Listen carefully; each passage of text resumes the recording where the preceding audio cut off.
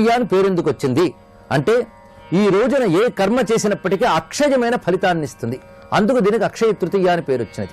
శాస్త్రములందు ఇచ్చే నిర్వచన ప్రకారంగా ఈ రోజు చేసిన జప హోమ పితృ తర్పణాదులన్నీ కూడా అక్షయమైన ఫలితాన్ని ఇస్తాయి. అంటే అందుకు ఇది అక్షయ తృతీయ. అయితే కొన్ని ప్రాంతాల్లో వీటితో పాటు కొన్ని ప్రత్యేకతలు ఉన్నాయి.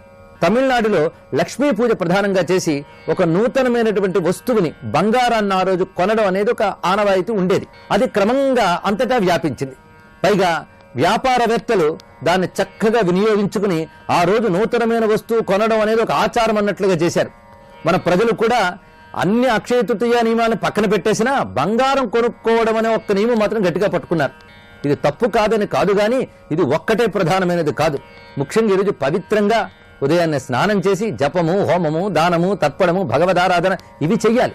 అంతేగాని వస్తువులు సమకూర్చుని ఇవన్నీ కూడా మనలో ఉన్న లోభత్వము